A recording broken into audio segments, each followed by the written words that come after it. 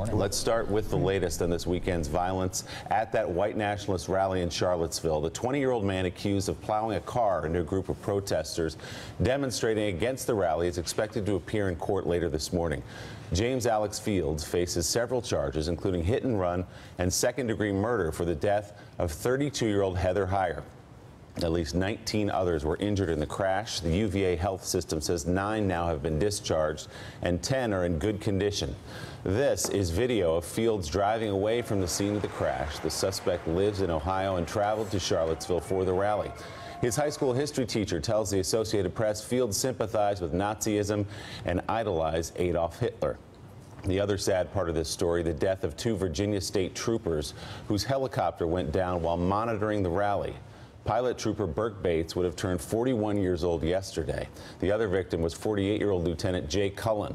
Officials say there's no indication of foul play there. The NTSB is investigating. Let's get right into the White House's slow reaction to all this. Rick Tyler, let me just start with you. Initial reaction to what you saw over the last 48 hours. Well, what we witnessed in Charlottesville is disgusting and vile presentation of hate and bigotry. And perpetrated by people who were very specific. They were not neo-Nazis, white supremacists, and the president was slow to react. And the reason the president needed to react was because he's a leader of the country, and for some reason, many of these people and groups had identified themselves with Donald Trump. They were wearing Donald Trump hats. They were talking about Donald Trump represents them. They were talking about Donald Trump would fulfill their agenda.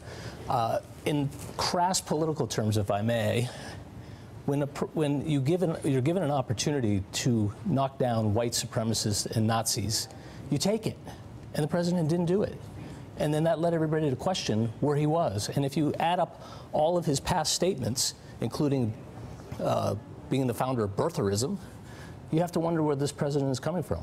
So let's talk about the White House's slow reaction. It stands in stark contrast to President Trump's quick condemnation of other attacks. This is how the weekend played out. In the early afternoon on Saturday, First Lady Melania Trump reacted in a tweet. Our country encourages freedom of speech, but let's communicate without hate in our hearts.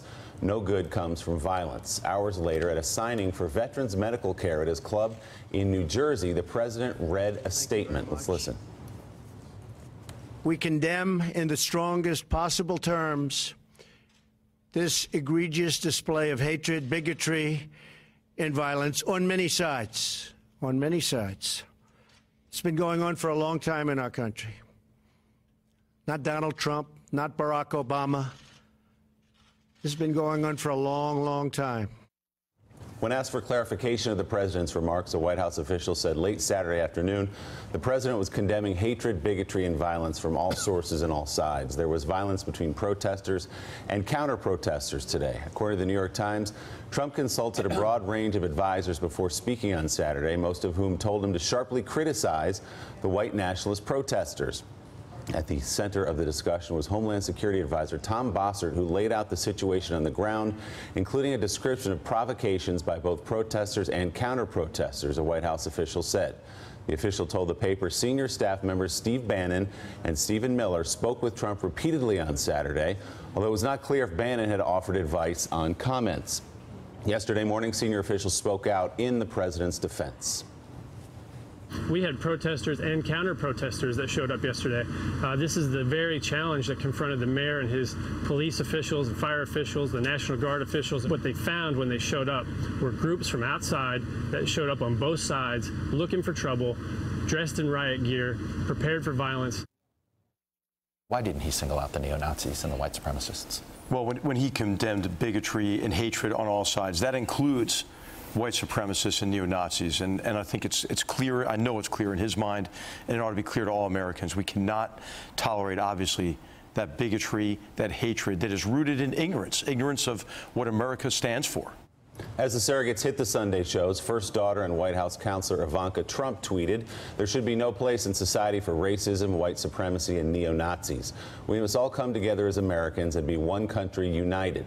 And then late Sunday morning, more than a day and a half after the initial torch-bearing march chanting Nazi slogans, the White House emailed a statement to be attributed to an unnamed spokesperson and not to the president himself. It read, quote, The president said very strongly in his statement yesterday that he condemns all forms of violence, bigotry, and hatred, and of course, that includes white supremacists, KKK, neo-Nazis, and all extremist groups. So a long way to get to that statement, Harold Ford, which was a specific condemnation, but again, an unnamed statement, not attributed directly to the president, and we still have not heard those words directly from the president of the United States. First, my prayers go out to Heather Heyer's family and her mom and that entire community in Charlottesville. Two, I found it interesting over the weekend, there was no John Kelly on TV to make clear where the president said, I think all of the leaders who spoke on his behalf, I saw the Homeland Security Advisor, whom I'd never seen before, and obviously we know Mr. McMaster, for the president to not feel compelled to come out and clarify and make the remarks more pointed. It reminded me over the weekend that the two groups he has defended and coddled the most from the beginning of the campaign to now have been Russians accused of interfering with our election and now white nationalists. Our entire intelligence community believes that there was an effort on the part of the Russian government to interfere. He has yet to accept those conclusions. And video demonstrates pointedly and powerfully what white nationalists and supremacists were trying to get accomplished in Charlottesville. Finally, I thank Terry McAuliffe because his voice was the only clear adult voice over the weekend, making obviously clear to those of us around the country, and the president and some of his people tried to make this a race thing. This is an American issue. And Governor McAuliffe stood up not only on behalf of Virginians, but I think spoke on behalf of the country when he made clear that that kind of rhetoric and action was not welcomed in Virginia, not welcomed in America, and that they should go home. And I guess the question for me is, where is their home in so many ways? But thankfully, we had a voice like Governor McAuliffe over the weekend to be calming and reassuring not only to Virginians, but to those of us around the country. You know, Yamiche, there seems to be a pattern here. We go back to the campaign about a year and a half ago when then candidate Donald Trump was speaking on CNN, was asked about the support he'd received from David Duke, and he feigned this ignorance that he didn't know who David Duke was. He didn't know about any endorsement. I don't really know what's going on there, were his words. There's always this beat, this pause, this wink, and he did it again on Saturday, where he says, well, it happens on many sides, where he cannot specifically condemn white nationalists. He cannot specifically, in this case, condemn Nazis, the KKK, explicitly and openly marching through the streets of Charlottesville. Why do you think that is? I mean, I think it's because the president understands that part of his base includes these people, and as a result, whether or not he agrees with their actual beliefs, he doesn't want to alienate them in the way that he might if he pointedly criticizes them. I'll say that I did a lot of reporting around the RNC and interviewed for the first time in my own career white nationalists that were coming to the convention saying that they were excited for the first time in decades about a president, and that presidential candidate being Donald Trump. So regardless of whether or not he actually wants this to be the case, he has benefited from white nationalists being excited about him, and I think in some ways he understands that and is trying to play this idea that he doesn't want to support them, but he also doesn't want them to turn on the TV and say, oh, my president doesn't actually have my back. Because as soon as, even after that press conference where everyone was wondering why he said on many sides, you had David Duke tweeting out, Donald Trump needs to remember that white people put him in the White House. So so the people that are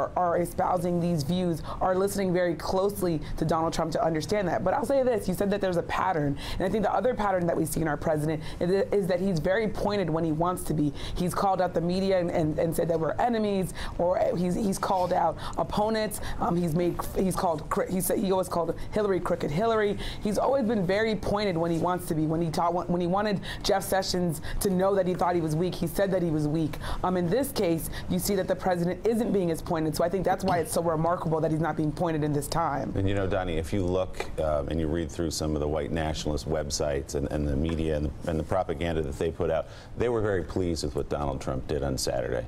They said, look, he didn't condemn us specifically. We understand why he had to go out and say something, but they viewed this as a victory for them. Yeah. What a pathetic, sniveling little man our president is, a coward. You know, it's very easy to use the terms Nazis and Ku Klux Klan. Let's step back for a second as far as what these people are marching for, what they stand for. The Ku Klux Klan, for decades and decades, they were built on lynching African Americans. The Nazis are built on the followings of Adolf Hitler, of exterminating Jews. 6 million. No, we don't think Jews should exist on this planet. We're going to exterminate. That's what World War II was about. Mr. President, can you not condemn those people? Are you in support of that? Is that what this is?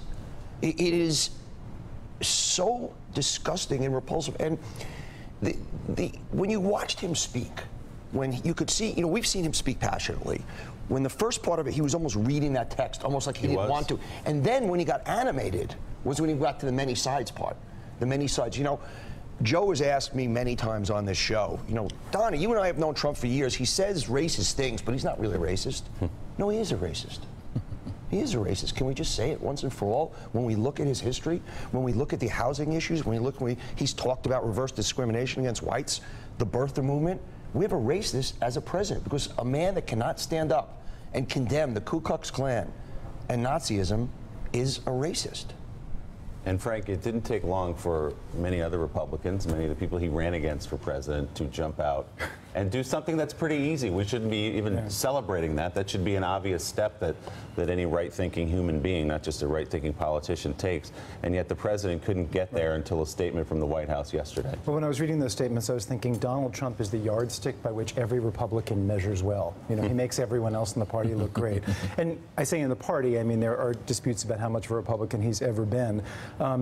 I think if we're trying to look for some silver lining here, something good to come out of it, he is making many Republicans who were mealy-mouthed on this stuff before, or who thought they'd come out and made their principles clear, but they never had. He's making them say things very emphatically, very sharp things that they haven't said before, and I'm really glad to see that, because when we're done with Donald Trump, and I look forward to that day, these statements will live on. I want to mention one other pattern, though. Yamiche is totally right. He has a pattern of, he never shies away from saying tough things about people, the hosts of this show, and yet he shies away from saying them about neo-Nazis. The other pattern is he never takes responsibility for anything, and that statement went on after the many sides debacle, where he said this has been going on for a long time, this was going on under Obama. That was his clear effort to say, do not pin this on the way I campaigned, do not say I emboldened these people, which he did. He never takes responsibility for anything. Thanks for checking out MSNBC on YouTube, and make sure you subscribe to stay up to date on the day's biggest stories. And you can click on any of the videos around us to watch more from Morning Joe and MSNBC. Thanks so much for watching.